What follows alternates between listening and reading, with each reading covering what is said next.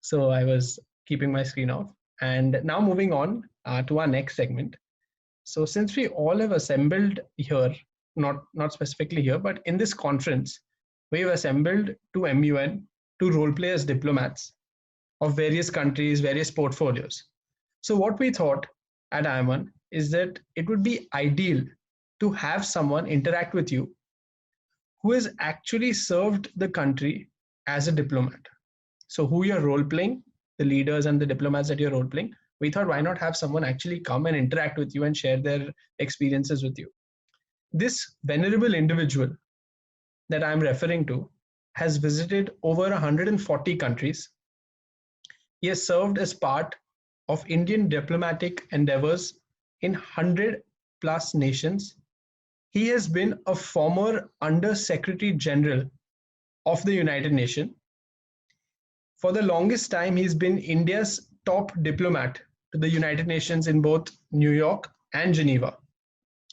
Apart from this, he has been an advisor to 3 former prime ministers of our country. So this individual who you're going to be interacting with has advised 3 prime ministers of the country that we call home and that we believe we are citizens of. He's by far India's most decorated foreign service officer who is also an advisor to our organization I.I.M.U.N and also the chairperson of the organization's Academic Advisory Council. I am humbled and honored to welcome Ambassador Prakash Shah to I.I.M.U.N's Digital Conference 6.0 and to share a few words with all you young minds. Ambassadors, it's over to you. Thank you very much. I hope everybody can hear me because I'm not that good at technology, though from what I'm going to say, the international relations will be carried on a lot by technology after the virus era is over, if and when it is over. Now, international relations on several factors, depend on several factors, not just on the virus or whatever has happened during the virus. But the virus has brought about a whole deal of change because of the knockdown features of the virus, and its effect on international relations, whether it is more permanent or temporary, needs to be taken into account. Now, let me give you a little background on that. For years, the relations have moved to global rather than domestic or national issues before the virus hit us. We are all focused with security-related global issues in the last 20 years or so, which has forced us to talk more about the global solutions to global problems. The virus, of course, is a global problem, though the United Nations, of which I used to be a member for some time and has participated in various of its meetings, was sought out or was created with the idea that you find global solutions to global issues, even though its own charter was more dependent on the Second World War, because the UN Charter was passed in 1946, basically to solve the problems of the Second World War. And principle, the original UN Center focused on what we call sovereignty of a nation, because a principle that has become focus of all our attention. In fact, most of the US Charter had made provisions for world peace and security based on how to avoid conflicts between nations. That is why you will find that in the International Charter, in the UN Charter, sovereignty has been accepted as a basic principle in which you do not interfere from outside, and the whole of the conflict situation or the question of international peace and security has been dealt with on the basis of conflict between two nations or more, and has to be solved according to Charter, Article 51 of the Charter. What we had indicated at that time, or what the world had indicated at that time, was that we should first employ such peaceful negotiating tactics such as mediation or arbitration, etc., to solve a dispute which has arisen between two nations as a result of the conflict situation. It is only when the mediation or arbitration measures fail, that is when UN would involve itself militarily in the conflict in order to stop that. For the first 20 or 30 years of the United Nations, this various issues worked very well. However, what happened as we progressed, that more and more nations became members of the United Nations. And the United Nations itself realized that what we are dealing with today are not the kinds of threats to international security which were thought of when the Charter was formed, but it goes beyond that. In other words, threat to international security began to be seen as threats which would not confine itself to territorial boundaries. In other words, issues like diseases, malaria or cancer or whatever you may want to call them, or viruses such as the one that has hit the world over the last 3 months, the coronavirus, were considered as threats to the nation's international security without having any boundaries to stop them. There are no territorial boundaries which stops issues like international diseases or issues like terrorism. Terrorism is an international issue, or issues like climate control. This hits all of us depending upon whether each of the countries has either contracted them or have been hit by acts of nature such as tsunami or earthquake or other things, which also go beyond territorial boundaries. So the UN Security Council, which was originally committed to only deal with conflicts of a bilateral nature, and therefore was the one who take decisions on bilateral issues such as a war between two countries or between two regions, found itself rather handicapped in dealing with it because of a particular right that was given to the permanent members of the Security Council called the right to veto, mainly with the idea that it is difficult to solve any problem that arises or threatens the peace of international peace and security cannot be solved unless the major powers are all agreeable. But what happened, as we found over the period of time, is that most of the actions that people wanted to take in any bilateral conflict were all stymied by the veto of the permanent members of the Security Council. So when we moved into dealing with threats to international security, which were not bound by territorial boundaries or by sovereignty issues, were then had to be handled, we hoped, by the whole Security Council in a way that would protect the interests of the rest of the world. With this result, one of the first issues that was taken up as a threat to international security was about 20 years ago.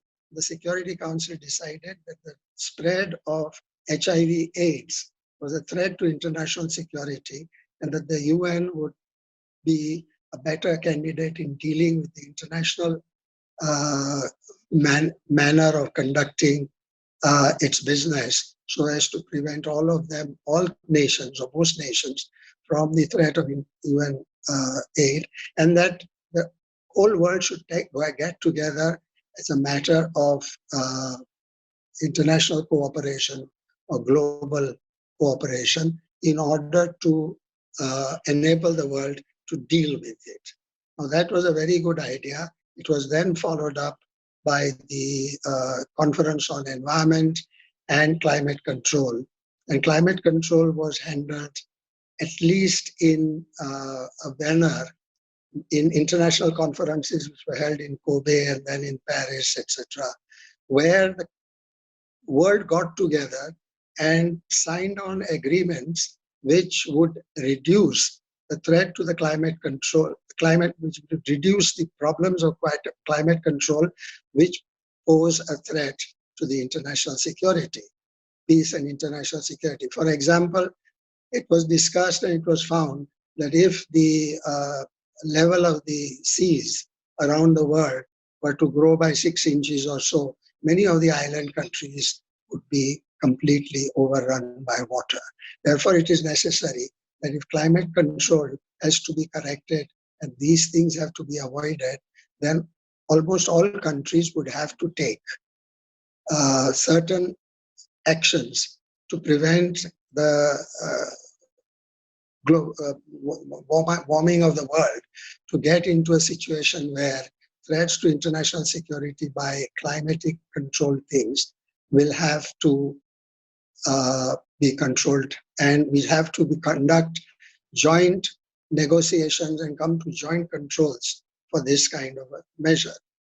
However, about 5 years ago or so, when individual countries started electing leaders in democracies such as USA, India, UK, France, etc., who thought more in terms of national advancement in this difficult world rather than global cooperation to solve problems, then it became difficult to have to deal with the issue which was going to get into a question of an international answer to the issues of climate control. For example, United States, after the election of Mr. Trump as president, withdrew from the climate control agreement and said that all climate have to be held. Each country should look after its own problems on climatic control. When coronavirus hit us 3 months ago, he got mad at the idea of the World Health Organization, according to him, which is under UN auspices, did not do enough in order to save the world and was all in cahoots with China. And China was the one who found and from whom the virus spread to the rest of the world. The World Health Organization should have given this virus the need for, given the warning for this virus to the world much earlier than it actually did, because it wanted to prevent China from being named as the culprit. Now, as a result of this, what has happened is that the World Health Organization that United States as government has withdrawn from the World Health Organization, and a lot of countries are taking actions themselves in order to prevent the virus hitting their people. As a result of which, you are seeing now the virus has affected different countries at different stages, and there is no international measure in order to take care of the problem of spread of virus. The government of India tried this to do the question of putting in at least a regional effort by appealing to the other SAARC leaders to say, let us get together and find an answer to this virus so that we can at least save our own countries, different countries, from being affected adversely by the virus.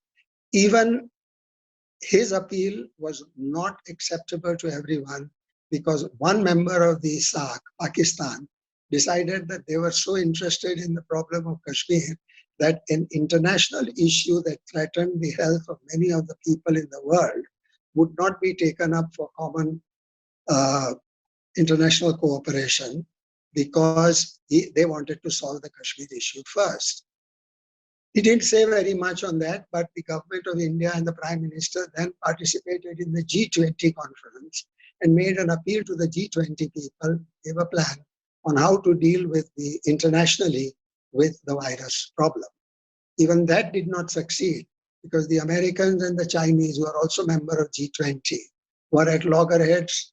The Americans wanted to find out what was the origin, whether this was done, whether the virus has hit the rest of the world as a natural virus, whether it was passed on to the rest of the world by the Chinese from Wuhan after creating it and then passing it on to everybody else. Now, the reason why I've given the background is that if we are going to talk about whether the world will be more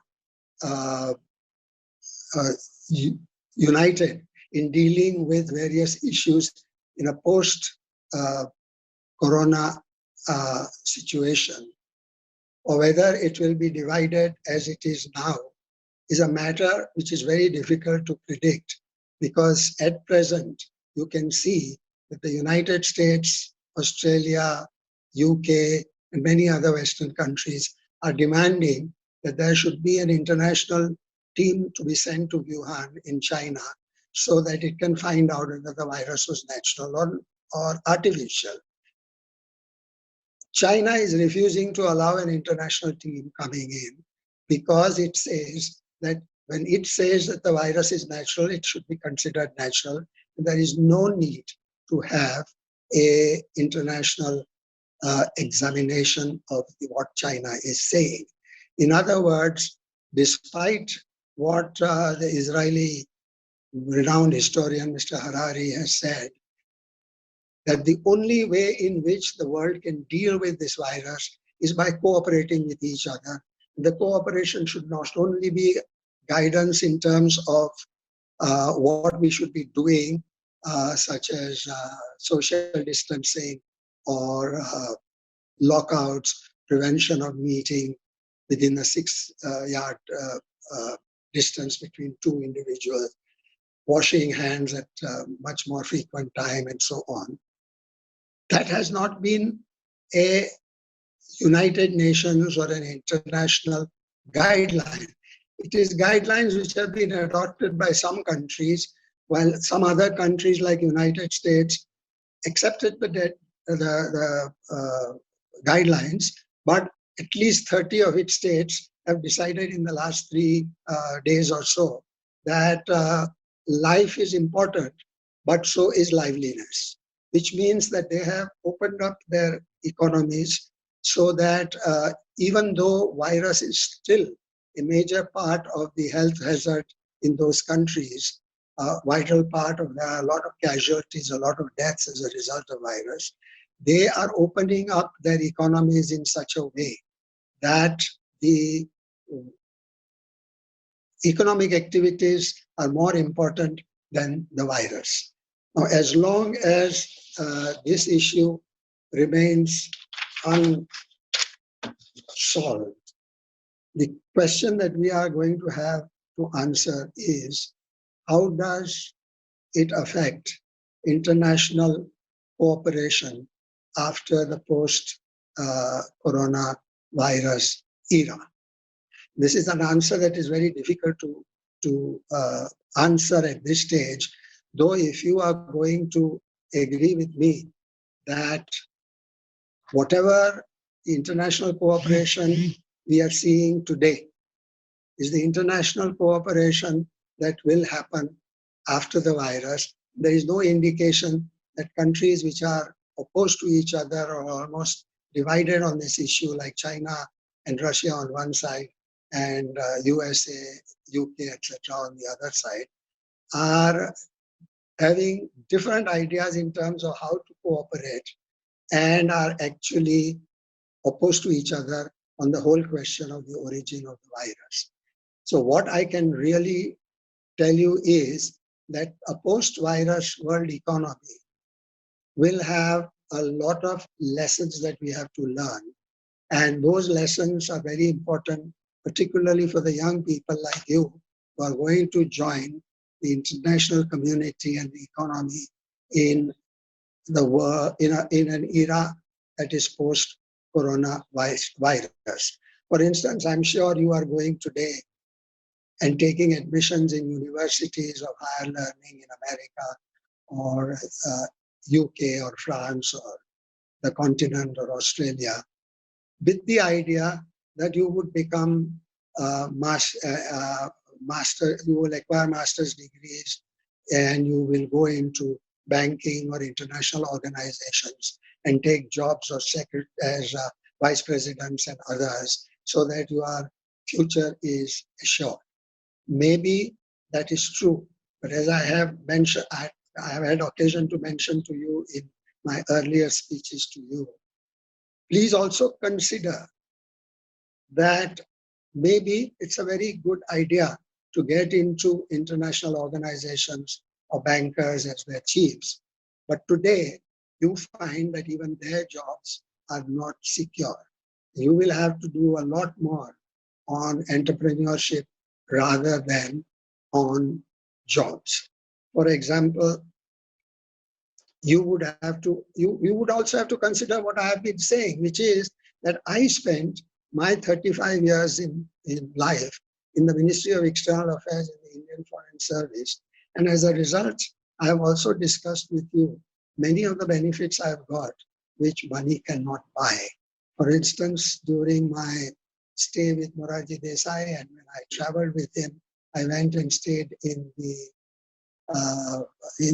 Moscow, in a place where no money can buy the stay.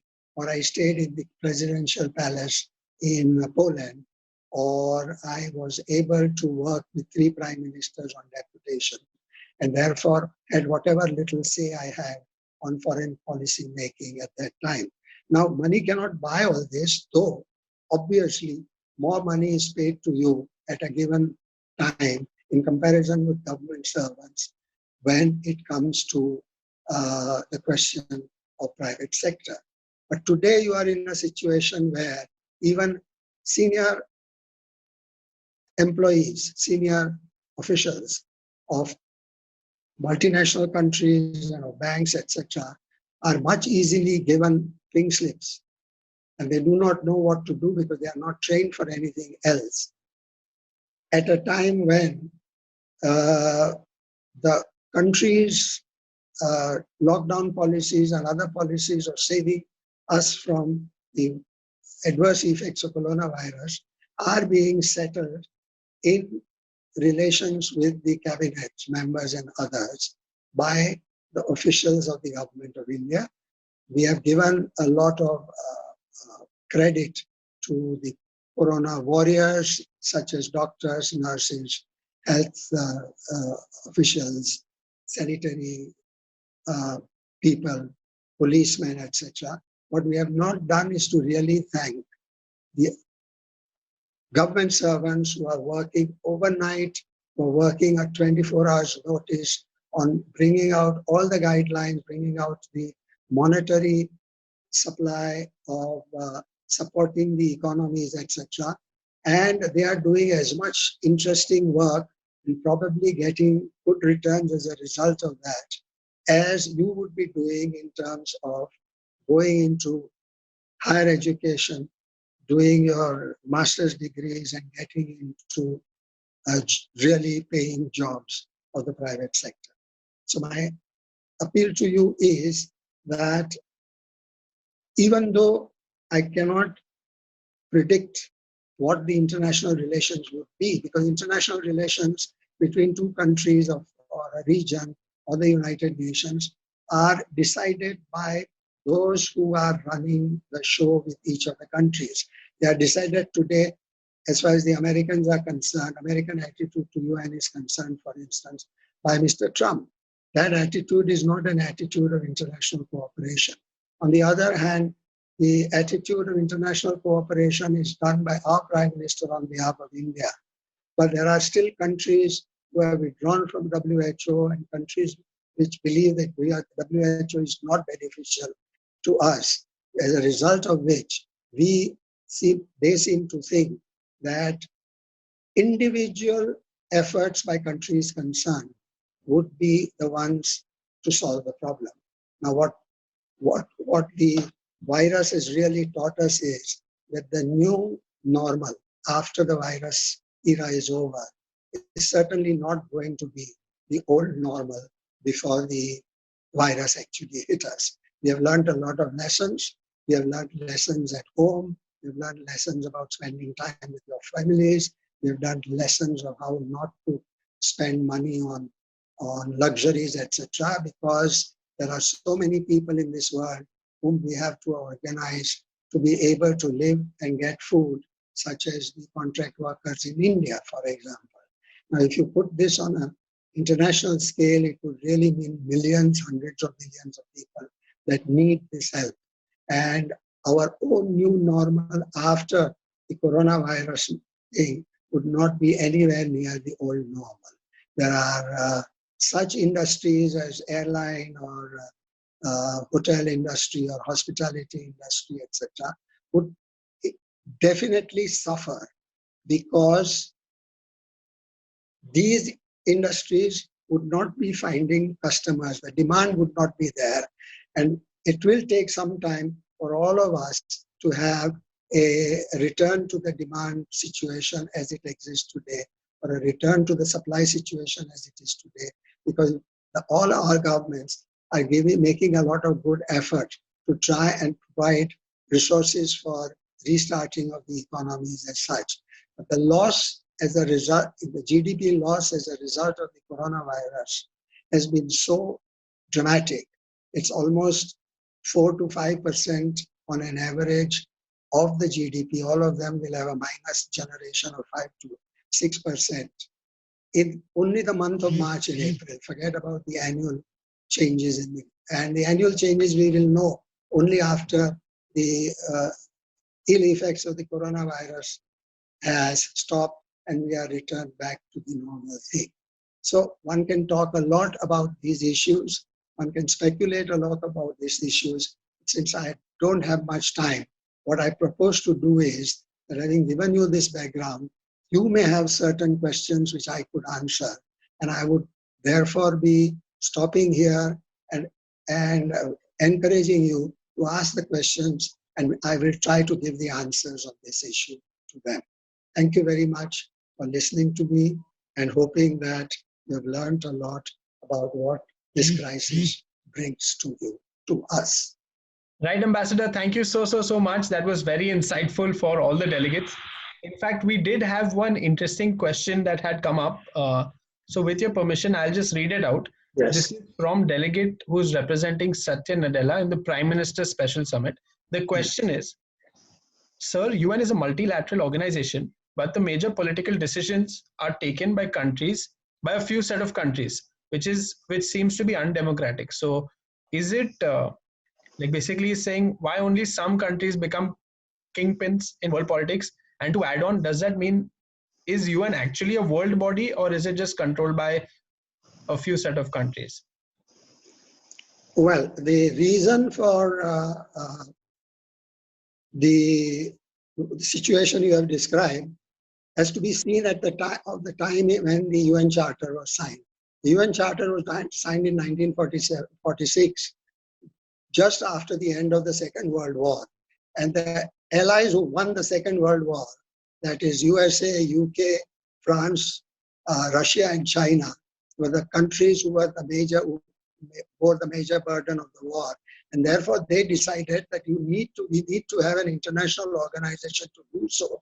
But then, because they formed the charters made it very clear that there should be no decision on a major issue like international peace and security by the UN, except those decisions which are approved by these 5 countries. So they naturally assumed for themselves the role of the permanent members of the Security Council. Then they gave the political decisions to the Security Council, of which they became permanent members, and indicated in the UN Charter a veto right for themselves, namely that no resolution can be passed in the Security Council which has a veto right of one of the 5 permanent members. As a result of which, even though in effect, United Nations is a democratic organization, because if you move to the General Assembly, you will find that all members whether it is United States or Sri Lanka, or whether it is UK or Maldives, they all have one vote. But all important issues regarding international peace and security under Article 51 have to be taken by the Security Council, and no resolution is passed by the Security Council unless it is approved by all the 5 members. We have, over the last 10, 15, no more than that, 25 years, tried to persuade them that the world situation today is changed politically and otherwise, economically, from where it existed after the Second World War. It is therefore necessary to reform the Security Council, and the major portion of the reform of the Security Council was focused on the right to veto in the 5 permanent members of the Security Council. Today, many members, permanent members such as Britain or France, are no longer playing a majority role, an important role in the measures of Latin America or Africa or even Asia. Why should they be?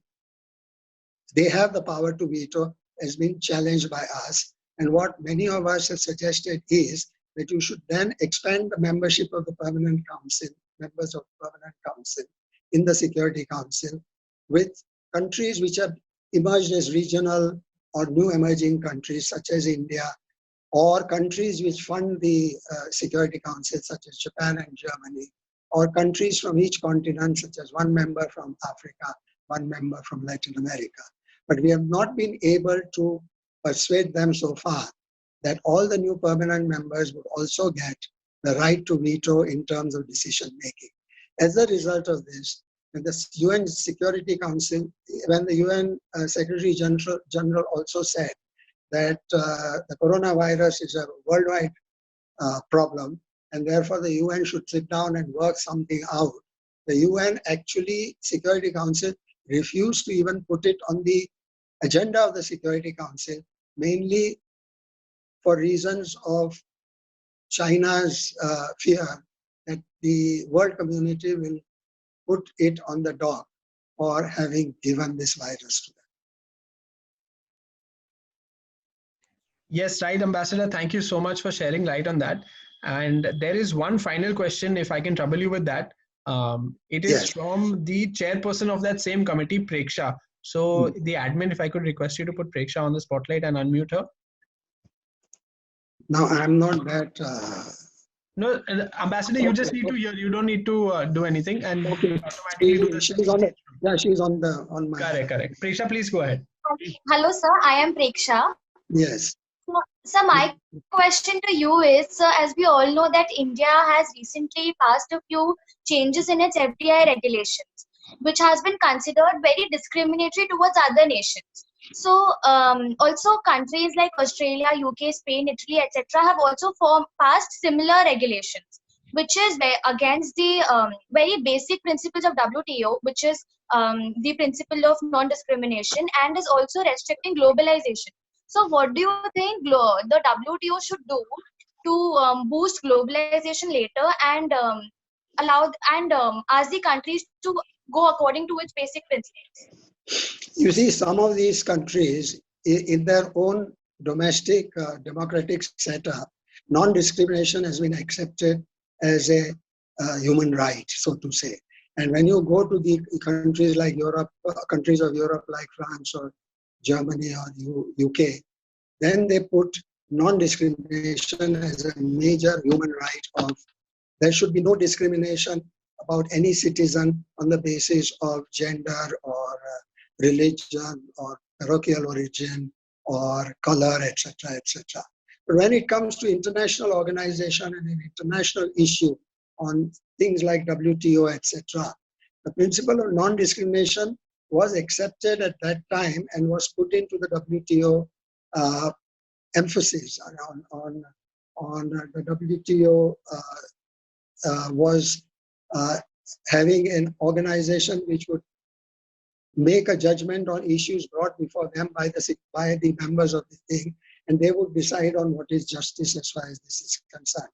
But since Mr. Trump has been elected as the president, he has stated that the WTO is a very unfair organization, that it, on trade relations, it does not support the Americans in the way that the American ideas are, and therefore WTO will have to be either revamped or that they would not fulfill the decisions of the WTO, which is, I agree with you, a sad thing, because WTO had run international trade in a very non-discriminatory way, and all of us have more or less agreed, even though we were unhappy with some decisions.